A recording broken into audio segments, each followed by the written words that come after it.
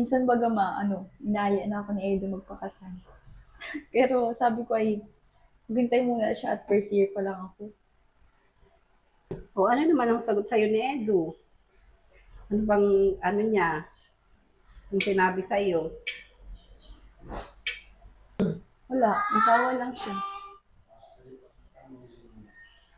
Basta, tandaan mo na huwag mo lang pababayaan ang pag-aaral mo. Kasi hanggat may tumutulong sa'yo, samantalahin natin. Kasi yun ang parang blessing na natin yun. Tsaka swerte mo at isa ka sa natulungan ng Kalingap at ng mga sponsor na sobrang mabait para sa atin.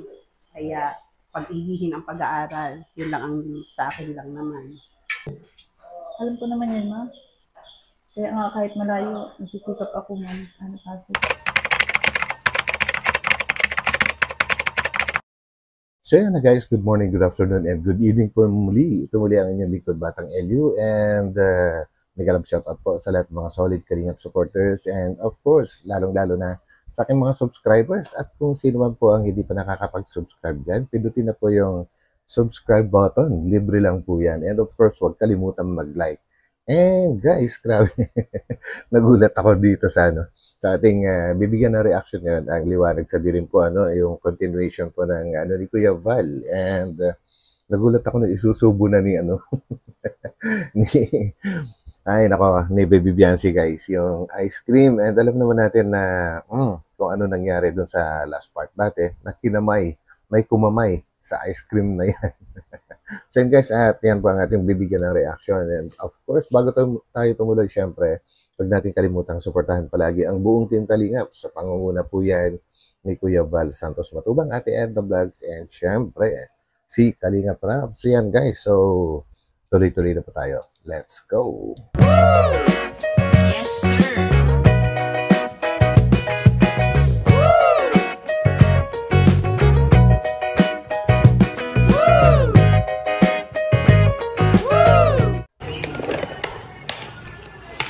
Ma, bakit may bawas na ito? Ma, bakit may bawas na ito? May bawas na po baga. Naku, Biancy, huwag mong subukan. Masisira ang buhay mo dyan. Kinamay ng gwardiya yan. Totoy, sino nagbawas ng ice cream ni ate mo? Ba't may bawas na? Ako nakikialam dyan. Uy, Lieutenant, grabe. na. Pogi din yung kapatid ni Biancy guys. Pakidora ko nitong gate. Para ulan ay. Buti wala na yung bagyo. Nakalayo na dito sa... Bakit kaya may bawas ito? Sino ka nagbawas? Paborito ko pa naman ito, inunahan ako. Huwag mong kainin. So, tayo ka nagbawas ito? Ma, parang kinamay ito ah. Ma, parang kinamay ito Halata. ah.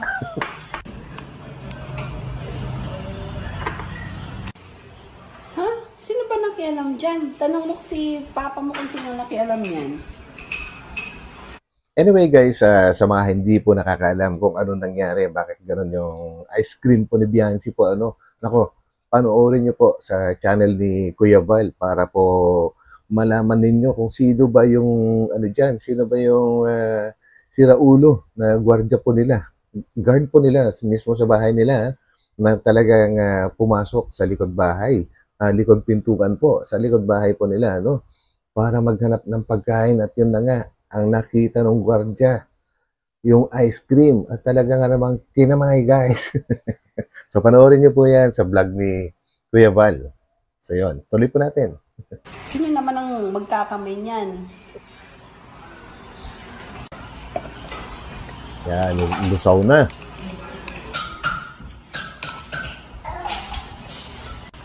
Parang malambot na pati. Pero ngayong araw lang nag-init dito ay. Kaya ngayon lang ako nakapintura. Hirap talaga pag maulan. Oo nga guys, butit naisipan pinturan ni Tatay Viran yung gate nila kasi matagal-tagal na rin po yan, no? Umpisa yata nung na-install yung gate na yan, syempre, may mga kakalawangin na part dyan kasi pagka nag-welding nag-welding po sa part ng mga joints, ay siyempre ginagrinder po nila at siyempre nababalatan po ulit. No? Although bago ikabit yan, ay may pintura na.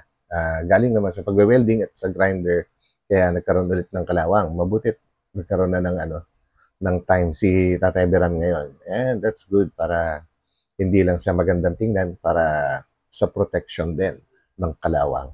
Hindi na lang, uminit ngayon. Kaya natuloy yung pagpintura ko nitong gitna o uumos ng kalawang pag hindi na pinturahan.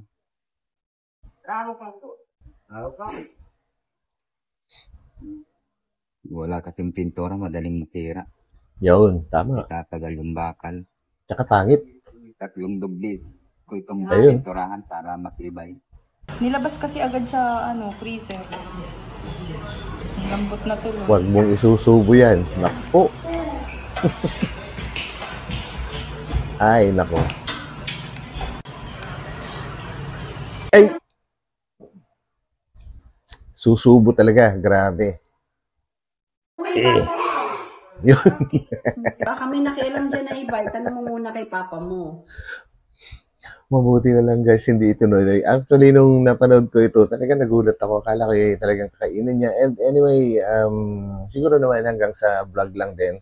Yung, baka ibang ice cream naman talaga. Yung kinamay ni Dr. Lab sa shooting po nila. And of course, hindi naman nila ibabalik na dyan sa ref kung ano na yung kinamay dati ni Dr. Lab. And of course, sa video lang po siguro ito guys. Yun po ang aking paniniwala. Yan.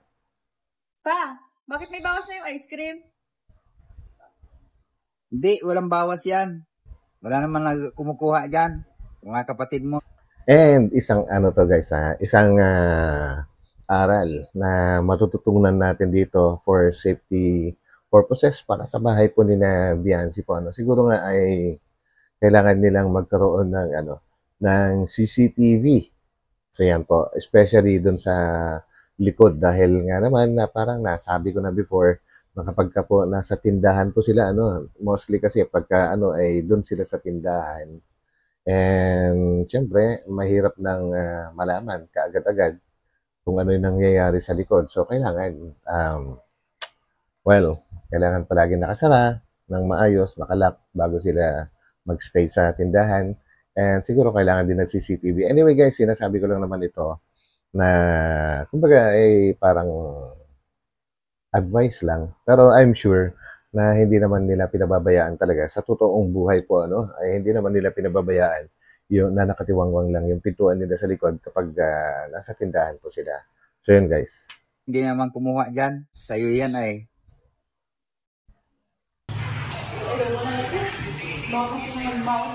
Yan, huwag mo na kainin.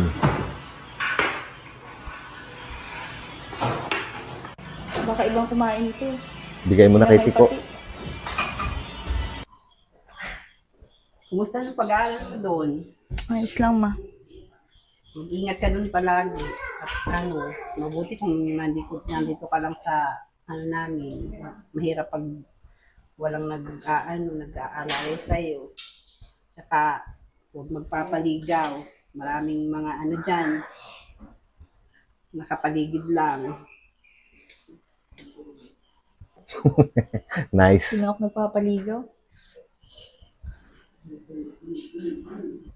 Grabe guys ina-advisean siya ng mama niya na huwag siya magpapaligaw sa mga anak ko. Marami dyan sa paligid lang and hindi nga daw siya nagpapaligaw.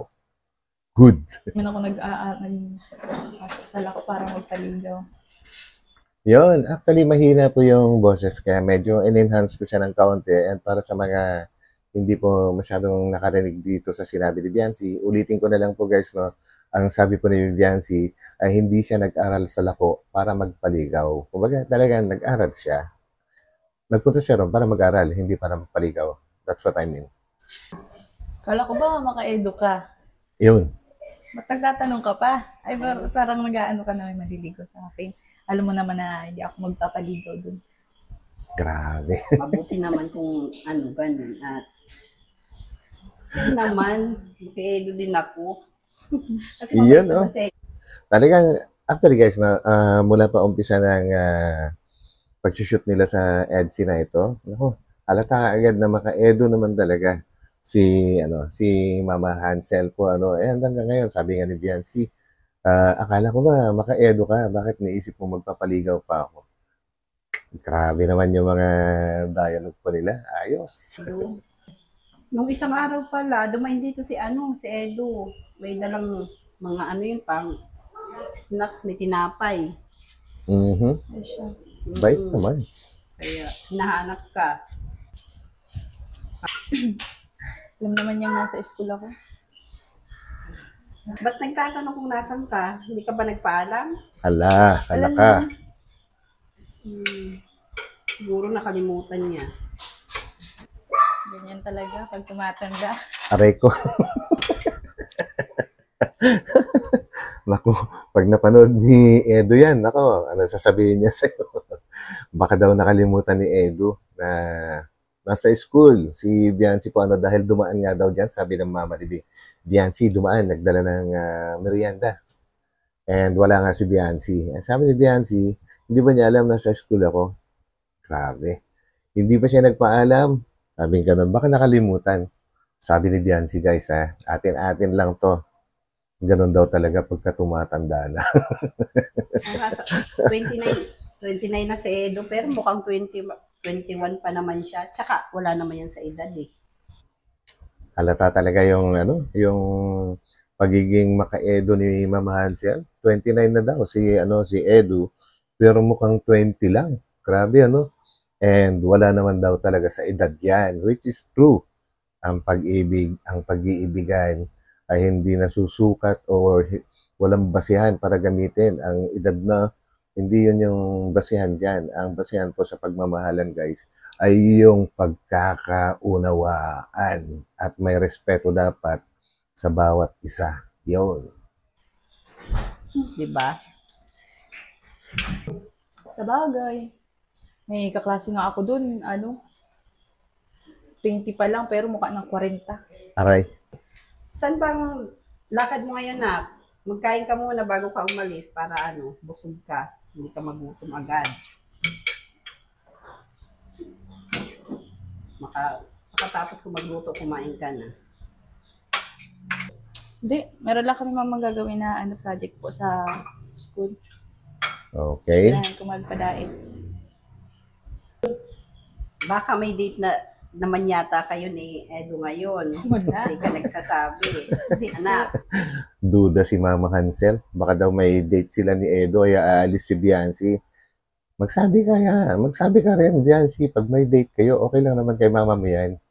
alalahanin mo, first year ka pa lang, ha? Ayun. Yun Magtapos lang. muna ng pag-aaral. Kasi ang hirap ng buhay. Alam mo naman ang buhay ngayon. Lalong pahirap ng pahirap. Correct. Minsan baga inaaya na ako ni Edo magpakasal. La? Okay. Medyo speechless ako doon. Ano ba to? Vlog lang ba to? Or may nakakaalam ba sa inyo guys na mga solid supporters ng EDSI or solid supporters po ng Kalingap? Totoo ba ito? Na niyaya na siya minsan ni Kalingap Edo na magpakasal sila. Yung hindi yung vlog lang, kundi yung in real life. So yan guys, nakakagulat naman yun. And of course, happy yung iba dyan, di ba? So sabi ko ay, maghintay muna siya at first year pa lang ako. Yun. What? Parang vlog lang siguro yun. Pero, balita ako and palagi sinasabi ni Kalingap Rob guys, na pagka nag-shoot daw sila ng EDSI, magbibigay lang siya ng parang kaunting kung ano yung pag-uusapan, paano yung flow, yung mga ganun po and sila nang bahala kung anong pag-uusapan po nila, paano nila pag-uusapan, ano gagamitin nila mga salita, and lahat daw ng mga sinasabi po nila ay makatotohanan. At parang nabanggit din ni Papa Eds yun guys, kaya yung sa interview niya, dun sa Karaba, ang nasagot niya, nung nangihingi yung Karaba ng update, ay panoorin na lang po sa vlog ni Kalingap Rob. Which is, parang sinasabi niya na lahat na nangyayari sa vlog ng EDSI ay totoong nangyayari sa buhay po nila. So yun, grabe. Ano man ang sagot sa'yo ni Edo? Ano bang, ano niya, yung sinabi sa'yo? Wala, natawa lang siya. So nice. Basta, tandaan mo na huwag mo lang pababayaan ang pag-aaral mo. Kasi hanggat may tumutulong sa'yo, samantalahin natin. Kasi Yun. yun ang parang blessing na natin yun. Tsaka swerte mo at isa ka sa natulungan ng Kalingap at ng Correct. sponsor na sobrang mabait para sa atin. Kaya, Yun talaga. Yun yung pinaka the best na narinig ko na sinabi ni Mama Hansel sa vlog na ito guys, no? Na huwag pababayaan yung pag-aaral. At yun na yung pinaka blessings talaga samantalahin habang may tumutulong. Kasi kung naalala nyo guys, nung nag-umpisang i-vlog umpisang ma-vlog si Viancy ni Kalingap Rab, yun kaagad talaga. Yung pag-aaral talaga yung unang-unang hiningi, ano? Kagaya din ng mga ibang Kalingap Angels, guys. And yung bahay, parang naging bonus na lang po yun. Yung pag-aaral talaga. So, yun dapat ang talagang huwag na huwag nilang pababayaan kasi once na nagkaroon sila ng diploma, karoon sila ng degree, pansarili na nila yon. Walang makakakuha na iba. Yan ang laging sinasabi din ng magulang ko sa akin dati. Hindi daw mananakaw yung degree ng isang tao. So yun, dapat ang tutukan po nila, di ba guys? pag-ihihin ang pag-aaral. Yun lang ang sa akin lang naman. Alam ko naman yun, ma. Kaya nga kahit malayo, nagsisikap ako pasok. Good yan, good. Sabi pa nga ng magulang ko dati, yung pag nakatapos daw ako sa pag-aaral, yun lang daw ang tanging may pamamahanan nila sa akin. Yung edukasyon. Grabe, ano? Samantala, pagka medyo bata-bata ka pa, hindi mo masyado maintindihan yun. Parang ang babaw lang. Pagka bata-bata ka pa, ano? But as you grow older, as you age, kumbaga, unti-unti mo siyang marirealize. Lalo pagka wala kang tinapos, tapos naghahanap buhay ka na, doon mo lang malalaman yung kahalagahan ng mga advices ng mga magulang po natin, guys. Kasi, kunwari, nag-work ka na, hindi ka nakatapos, kumbaga napakalimitado ng mga, kahit sabihin pa natin capable ka, alam mong gawin yung isang bagay na yon, pero hindi ka tatanggapin ng mga kumpanya kasi yun yung medyo mali siguro sa Pilipinas po, ano, kasi madalas sila nagbabase sa papel. Kaya yun dapat ang tutuhan din natin ang magkaroon tayo ng sariling papel, diploma, transcript of record, and lahat-lahat na po. Mga lisensya. Yan.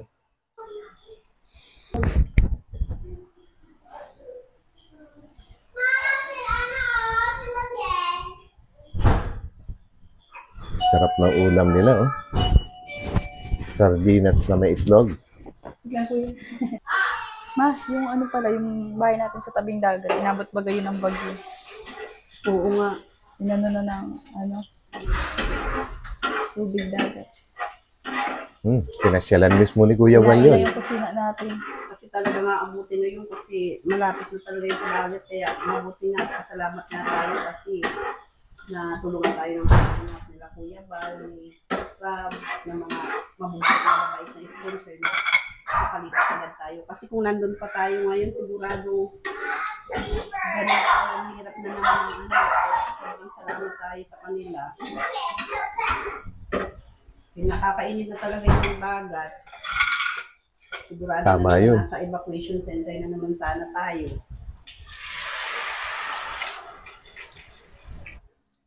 Kung naalala nyo guys, nung nakaraang taon po, ng tagbagyo, mga ganitong season din yun, or December. December po nangyari yun, na sa sobrang takot po nila sa kanilang bahay, ay lumikas po sila, at tumira dun sa sinasabi nila before na binabantayan or pinababantayan sa tatay po nila, kay Tatay Beran.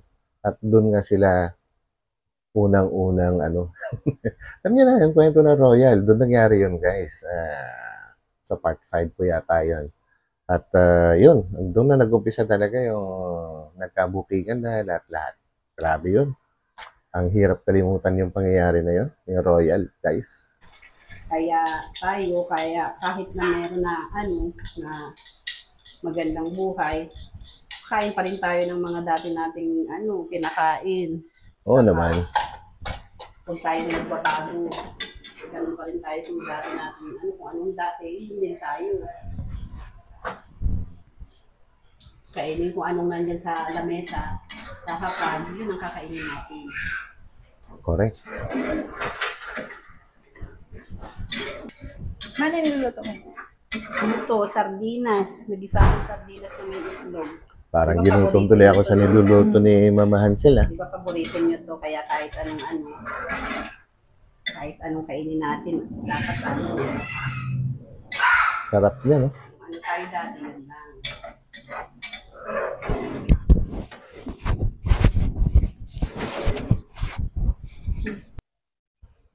Ayun, gusto ko lang pong batiin si Ayun. Kuya Bal. Happy birthday, Kuya Bal. Gusto ko lang po una mag-thank you kasi kung hindi po dahil sa programa po ninyo, hindi po kami matutulungan ng ganito ni una-una ni Dr. Love po, sunod po ni Kuya Rab. Yun, maraming pong salamat sa sa opportunity po na magkaroon po kami isa po kami sa magkaroon ng ganitong bahay, and sa dami. Actually, sila lang yung nagkaroon ng ganyang kalaking bahay po, ano. And of course, dahil na rin sa grabe na blessings na pinandagdag sa budget ni Kalingap Rob po, ano.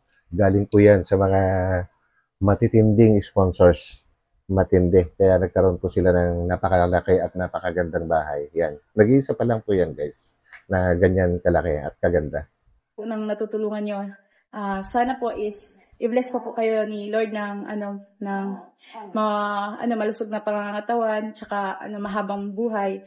And sana po, Kuya Bal, wag po kayo magsawa sa mga ginagawa niyo pong pagtulong sa mga taong kagaya po namin na kapos po sa financial. And yun, Kuya Bal, ang wish ko lang po sa inyo is more blessings to come pa po, and stay healthy po, stay safe, and yun po. Maraming salamat po, Kuya Bal, talaga. Happy birthday, Kuya Bal. Sana ay marami pang birthday ang dumating sa'yo. Tsaka mag-ingat ka palagi. Tsaka ingatan po lagi ang katawan. Happy birthday. Sana po ay marami pang blessings ang dumating sa inyo. Thank you po sa Kalingap talaga. Thank you po. Kuya Bal, happy birthday po. Sana bigyan ka pa ng pang pangangatawan ng Panginoon na marami ka pang matulungan na kagaya namin po. At sana ay God bless po sa inyo. So yun, guys, grabe po, ano. And yun, napanood po natin, guys, na buong family na Biancy ay nag-attend po sa birthday ni Kuya Bal, na kung saan, guys, panoorin nyo po yung mga videos ng birthday ni Kuya Bal. Doon nyo malalaman kung ano yung pinagkaiba ni Kuya Bal sa ibang tao po, ano, dahil doon nyo po malalaman na si Kuya Bal, guys, ay ayaw niyang magpatulong sa pag-aasikaso sa mga bisita.